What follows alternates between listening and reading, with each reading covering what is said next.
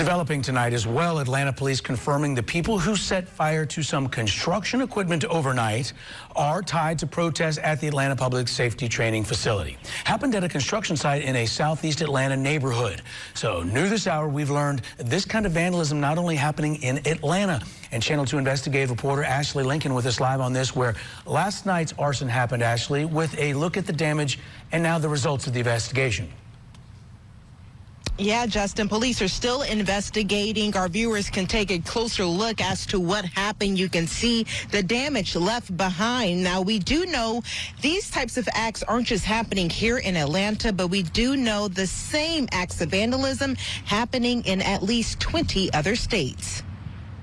And this has got to stop. It's more than 80 acts of violence that have been reported across the country involving protesters against the Atlanta Public Safety Training Facility. This arson attack is an attempt to stop that investment of the safety of Atlanta. The most recent violent act took place Friday morning when Atlanta police say construction equipment belonging to a Georgia-based contractor tied to the facility was set on fire. It is concerning to me. Those who live near the damage don't agree with this type of protest. Well, I don't think the violence and the destruction of property is the answer to what they need as far as getting things done. Channel 2 has reported on more than a dozen acts of vandalism against contractors or agencies in Metro Atlanta. This is absolutely horrendous, and we have to get to the bottom of this. The protests have happened outside of state lines. The city of Atlanta reports more than 80 criminal instances, resulting in more than 173 arrests. Of those crimes, 23 were acts of arson, damaging 81 pieces of equipment and buildings, impacting altogether 23 states, including Florida, South Carolina, and Alabama. The construction of those training centers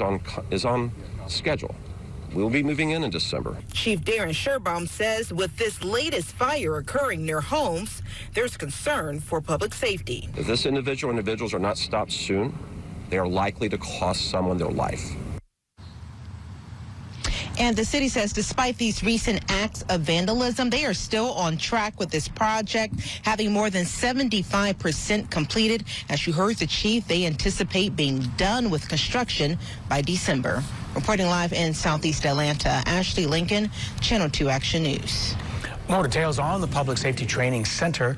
Construction is now more than 75% complete. Costs have skyrocketed $20 million more than expected. City leaders are blaming a tax, the need for additional security, and an increase in insurance rates for significantly increasing the costs and the overruns. The Atlanta Mayor Office is promising the added expense would not come from the city's budget or taxes. This center is on track, and that is, as you just heard the chief say, set to open come December. Now to breaking news, a portion of a bridge that helps connect Riverdale